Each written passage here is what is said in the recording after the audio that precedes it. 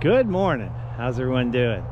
Well, this morning it's the end of March and it is about 45 degrees out. You can see I'm wearing my Melly, and we are here at Rice Creek Conservation Area, which is part of the Florida Trail here near Palatka, Florida, and we're going to be hiking today. But today's hike is not so much about today's hike.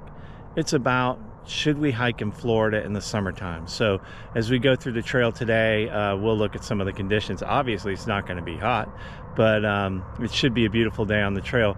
But as we go through the day, I want to share with you my thoughts on whether you should or shouldn't hike in Florida. So in a few minutes we're going to get going with a bunch of friends, and as we go along the trail we'll talk about some of the things you should think about if you're going to hike in Florida in the summer. Let's talk a little bit about water. The trail, the Florida Trail, we're in Florida, so especially in the summer it'll be wet. So you can expect to have pretty muddy conditions, and you can definitely expect to be in water really up to your waist deep. Any deeper than that, really, the trail conditions aren't safe to hike.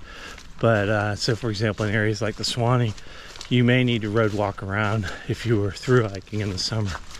But much of the trail is going to be wet all year long. Probably the most important thing to think about with that is your foot gear and your socks. So taking care of your feet is really, really important. Most people hike the Florida Trail with some form of trail runners. I really recommend not wearing waterproof shoes, because your shoes are going to fill up with water and you're going to have huge issues because they won't dry. So I mean, I wear Hoka's. I love them. Hoka, mine are Speed Goats, I think they're called. But the other thing is socks. So you would think we're in Florida, wool socks don't make sense, but actually wool socks make total sense on the Florida Trail, because they will keep your feet warm once they're wet. They actually don't even feel wet once you're out of the water, although they are still wet. They dry pretty quickly, and they keep your feet comfortable. However, the thing to know about socks is when you get out of water and get into sand, wool socks will hold the sand in and will tear your feet up. So you also should be carrying at least 2 pairs of socks for a day hike, and that should include some socks that are poly, not wool, so that when you come out of the water and you head into sand, you can take those wet wool socks, hang them on your pack, let them dry, and wear the polys through the sand areas. So that's just a little bit about the water you deal with on the trail. And here's a couple of shots of me enjoying water on the Florida Trail. Now we're just getting a little crazy. You can't even see. Yeah, I'm crossing a creek here and I'm already knee deep. It looks like it's getting deeper.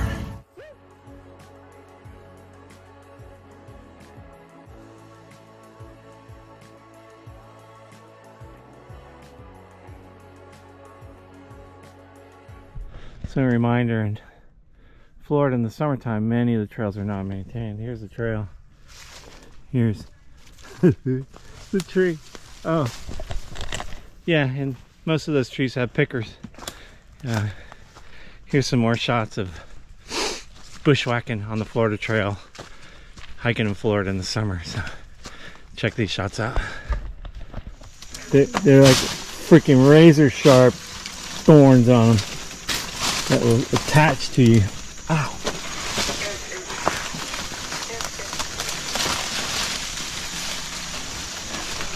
We're still on Hoffman's Crossing. And unbelievable. All right, we are here on the famous Hoffman's Crossing. It's about a 1-mile boardwalk through the beautiful Rice Creek Swamp.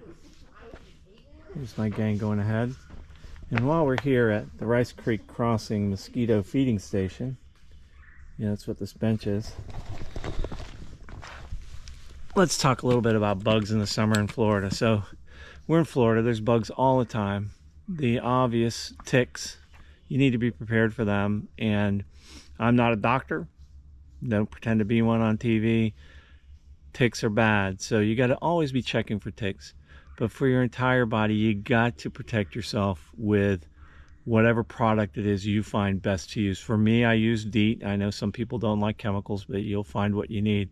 But you really, especially exposed skin, you need to protect yourself in Florida, especially in the summer, because ticks can be bad. Lyme disease is bad. It's pretty rare though. And if you do see any indication of a tick bite that is having a reaction, go to the doctor right away, period. Okay, got that, everybody? Mosquitoes, you know, they're Florida. There's going to be mosquitoes everywhere. So prepare yourself for them. But more importantly, the best way to cover, for me, to protect yourself against mosquitoes is to cover. So long sleeves, have a hoodie on your sun shirt, protect yourself that way. And again, you know, you can use repellents and things like that. And then wasps. So I'll show you a video after this of my encounter with some wasps. I'm not allergic to them, but if you are, you need to make sure you're bringing an EpiPen or whatever with you. There are wasps and bees here. We love bees. Stay away from the bees. Let them live their life. They won't sting you, but wasps will. You get near their nests and they will eat you up. So watch out for wasps. Chiggers are a whole nother world in themselves. Again, you can be protected from chiggers by not rolling around in grass and stuff like that, staying out of deep grass, having permethrin on your clothing and all of your gear. You can look that up. Permethrin is a treatment that you use to protect, put repellent on your clothing and your gear. Once you get chiggers, you have chiggers, man. Chiggers are the worst. Don't get chiggers. So stay out of tall grass and stuff like that, especially in the summertime. And then my least favorite bug in the whole world. Well, fire ants. Fire ants are fire ants. Just don't get into them. But no-see-ums. Generally, they're going to be along the coast. When it's no-see-um season, I don't go near the no-see-ums in the summertime, and I would not camp anywhere near them. They can get through any net. They will eat you up. I'm not aware of any repellent. They either bite you or they don't bite you, depending on your body, and they're the worst. So kind of like black fly season in New England, no-see-um season in Florida. Stay away from them. But if anyone does have a suggestion on how to repel no-see-ums, please put it in the notes. And anyway, we're going to get back on the trail. That's just my little take on bugs, and here's some video of my bug encounters from some recent summertime hikes. Oh man, I was just coming through. I brushed up against this palm frond and got lit up by these guys.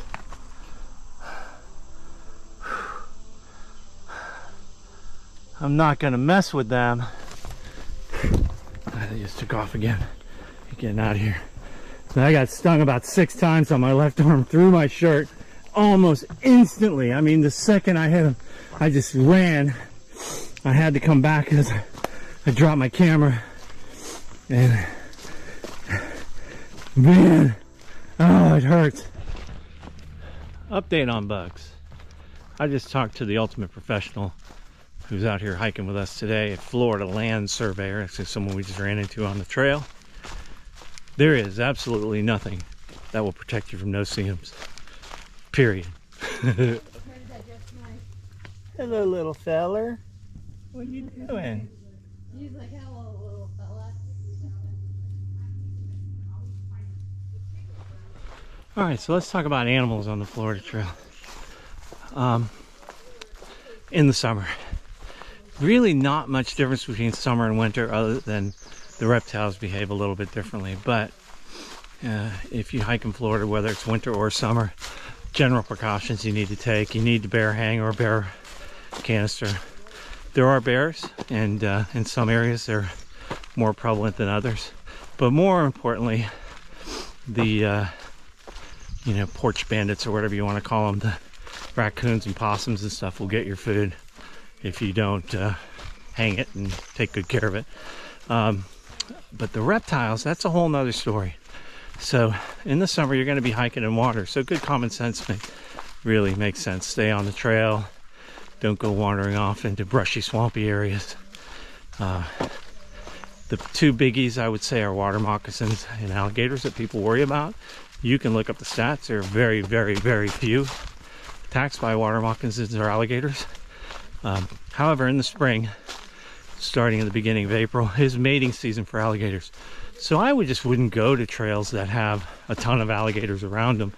But if you do see alligators, give them a wide berth. They don't want anything to do with you. And listen, they don't. You won't see them unless you see them off in the distance sunning themselves or whatever. There are other poisonous snakes in Florida. They're here in the winter, they're here in the summer. They're more active in the summer because they're cold-blooded animals. But, you know, you need to keep your eyes open. Step on top of and over, not over logs. And I would assume in Florida, unless you're a snake expert, every snake is poisonous. So give it a wide berth. And look before you sit down, stuff like that. But generally, animals are not a real big issue in Florida, whether you're talking summer or winter. So hiking in the summer because of animals, no reason not to do it.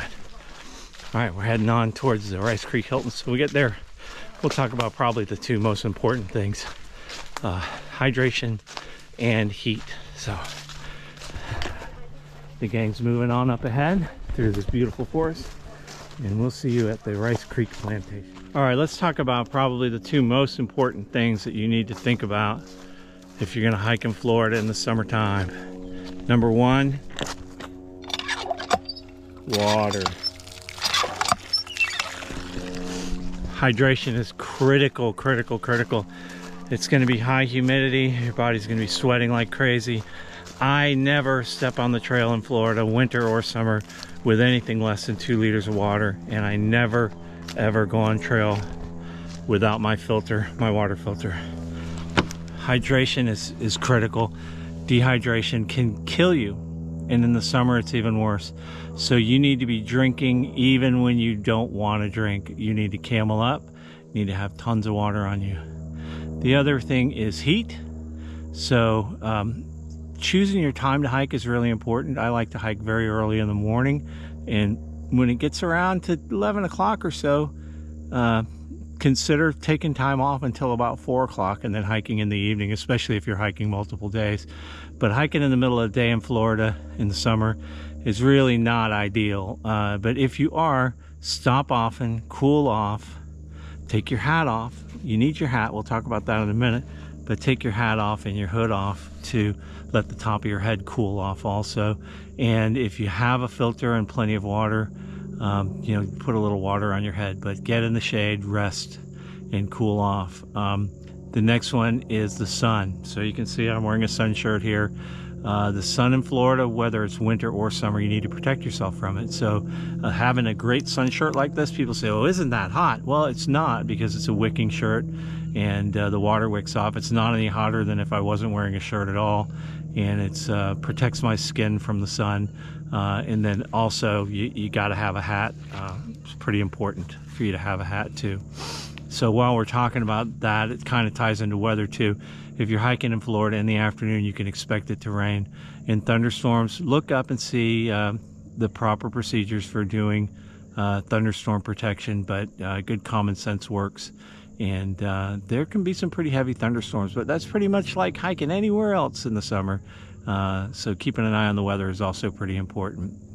So anyway, that's it on the real big ones. So you gotta drink a lot, you gotta stay hydrated, you gotta stay cool as you can, and you need to protect your skin from the sun. Now, having said all of that, if you're not pretty healthy, hiking in Florida in the summer is not a very good idea. Start in the evening, little short hikes, build your health up. I'm not saying don't hike, but actually getting out in the woods and doing strenuous hiking in Florida in the summer, if you're not healthy, you shouldn't be doing it. And if you are healthy, but you do your health stuff in the gym, it's a whole nother world when you get out in the woods, especially again in the summertime here in Florida. So keep it short, be smart, and do the smart things, and you'll be okay. Anyway, so you know, I've showed you all of this stuff about hiking in the summer in Florida. Hopefully you'll look at it as just a way to think about things that you should do. And I'll tell you, you could go on to, for example, Taylor the New Hampshire Hiker, and look on her YouTube videos, and you'll see things you should know about hiking in New Hampshire in the winter. So just like people enjoy the climate up there in the winter, we can enjoy the climate and the land here in the summer in Florida. You have to use common sense. So should you hike in Florida in the summer? I would say Heck yeah, you should. I do. It's a great place to hike. The upsides are you're going to see a whole different world of plants and animals. You're going to be by yourself a lot of the time because not many people want to go out and sweat and get hot. It's good for your body to push it and stress it. Again, as long as you're healthy enough for that. And it's just the most beautiful state in the world. So get out here and enjoy it. Even the bugs and everything else. It's really beautiful.